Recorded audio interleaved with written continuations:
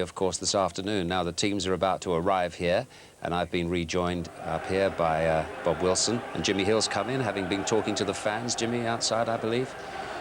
And here comes United. Some tickets going at exorbitant prices, I believe, outside, weren't they? Yes, Des. I spoke to one lady who'd paid £300 for a £10 ticket, just an ordinary housewife. She had the money, and then there were one or two supporters of Crystal Palace out there, all painted up like Red Indians, perfectly peaceful, had come to buy their way in, but they couldn't afford the £250 each for £10 tickets that were being asked. And they said, would we make it public so that they will know? And they talked about the names of clubs, which I won't reveal, being stamped on the back of the tickets that were being sold en bloc. They were the source of those tickets. Exactly. The clubs. Yeah.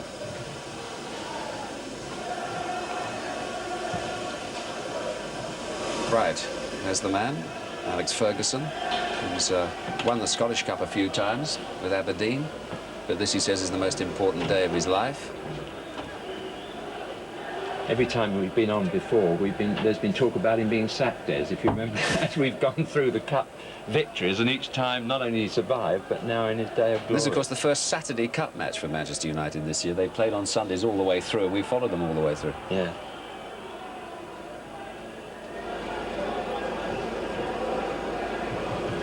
There's Mark Hughes, who hasn't yet scored in the cup run this season.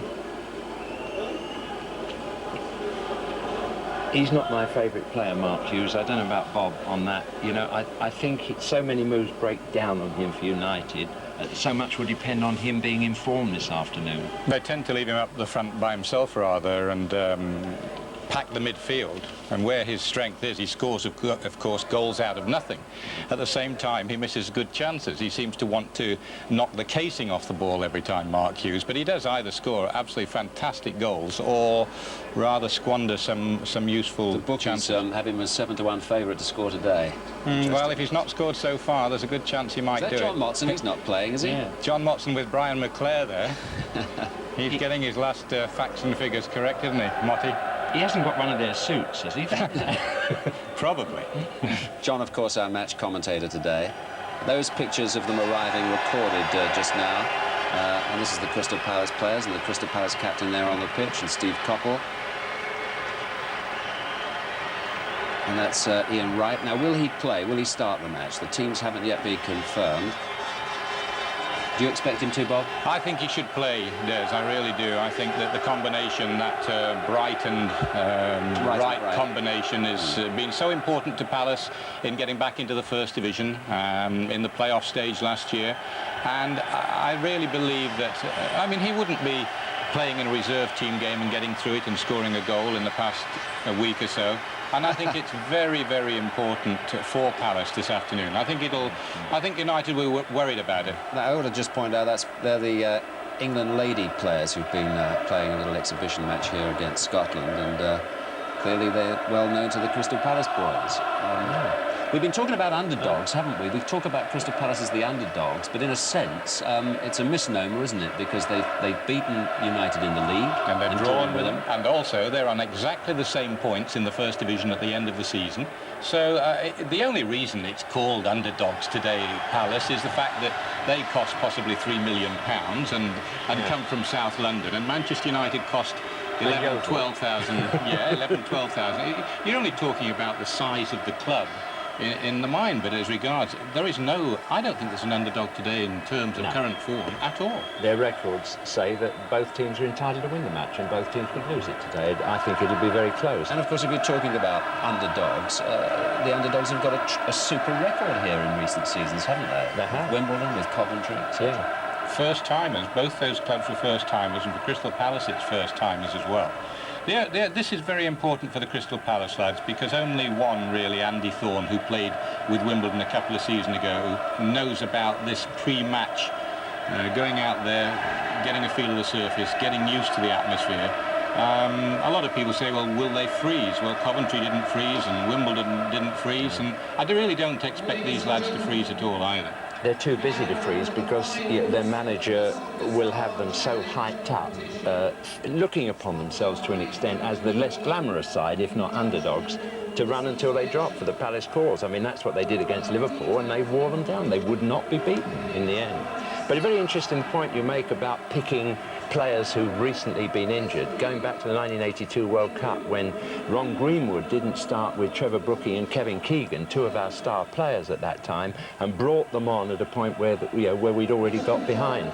I think it's very important psychologically to play your best team first, if they've got through a reserve game, as Bob says. Don't disappoint the enemy. Put your most frightening side out to start with. Then if they break down, then bring in the substitutes. Well, whatever, it'll be a lifetime's experience for all these Crystal Palace players today, Bob, won't it? It's just an amazing day, Des. It remains, I think, in the sporting calendar. OK, I'm a footballing man, but it is very difficult to describe. I know just leaving home today, and my wife tends to be a footballing lady, but she had a knot in her stomach. It's cup final day. There is a special thing about it. I think the stadium has become a great stadium, you know. People talk about us finding a new national stadium. All seated here. I honestly believe that pitch is without equal anywhere at the moment, don't you, Jim? They have done a splendid job. The pitch now is, as it was, admired by everyone in the world for its grass. You know, there's nowhere better to find decent grass than in England. But it did deteriorate after the horses for many, many years, and that's now back to its best. And if you walk around the stadium, it begins to look like the American stadia. You know, plenty of bars, plenty of hamburgers, hot dogs and things for the public. Good service, in other words. Bob made the point right at the start of the programme. It's worth repeating, I think, Bob, your point about the goal mouths, because people might not have been with us right from the start. There's lush grass, as you say, in those goal mouths, and it could be a bit slippery today. Well, and plus the fact there was a little bit of drizzle early on, and also they had the sprinklers on only for a short time. I've been watching very carefully. There's not much wind around there at the moment. It might have dried out a little bit, but it is so lush, Des, that it's very close to an artificial pitch. So perfect does it? It really is. It's a You're weird not going thing. on the side of artificial pitches now. No, I'm certainly not doing that. It's so perfect, it's nearly artificial, yes, you but said. when the ball is struck on that today, if it's struck with anything like pace, from the goalkeeping point of view, it really will gather pace. It'll zip off there. It'll stay very low. It won't be an awkward bounce. I really expect a few. Isn't it funny how goalkeepers look upon look what can go wrong with their cause? And I think as a forward, if you hit it well, you might get a bit of help. Do you think that seasoned internationals, Brian Robson and you know, people like that, and players like Thomas and that we see there, do you think that they really get up that this is a different game, the cup final, from any other, from an international match perhaps, or from an important league match? Do you think they find it as different as we think they do? Yeah, not from a World Cup match, because I don't think there's anything more important in a player's career than playing in that competition. But I would think second to that, Bob, this is next. I think it is, really. I think the cup final remains when you are a little boy, and there are millions of little boys around the country whose dream eventually is to walk out at Wembley Stadium in May and hopefully go up and collect the gold medal. And the years, I mean, the other reason behind the stadium being such a great arena is all the dramas that have occurred over the years. And, well, I didn't play in World Cup finals, Jim, so I think you're probably right. Playing for your country in a World Cup final must be supreme. But for a one-off occasion, this matches anything in the world. I might have called Wallace Thomas just now. I think I had a mental block, did I? Yes, I think Danny Wallace and Ince, they had a shot of Danny Wallace and Ince. I personally believe they are so important to Manchester United today, Des. I really think that they are almost very much a key to United playing well. The pitch does encourage good football, and it encourages players with pace who can take somebody on. I mean, it should be perfect for players who want to run with the ball like Wallace. I mean, the stage is set for a player of his ability, and like players. But Palace will try. They're not short of skill in their players, individual people who can take on a man and lick them and start something going. What about the goalkeepers today? I mean, I tried to draw Dennis Law on that a little earlier, but he was quite jokey in his response. But I mean, Martin had that wonderful semi-final. Leighton has been the subject of a little bit of criticism throughout the season. What do you think about I've that probably aspect seen today? more of Nigel Martin than anybody because he's playing for Bristol Rovers. I think Fulham only scored once against Bristol Rovers when he's been in goal, and I've seen all those matches. And he is quite spectacular. He is a goalkeeper that will take your breath away. And obviously, Jim Leighton, you know, an international player, must have quality, but everybody says he's suspect. More from you in a moment. Gary O'Reilly of Crystal Palace, how does the atmosphere compare to what you expected? It's great. I mean, there seems to be a lot of Crystal Palace support in here. And for only 14,000 people, I think they've done brilliantly, especially down on the approach to the stadium as well. And another goal like yours in the semi-final, that would do you nicely today? It would indeed. It would.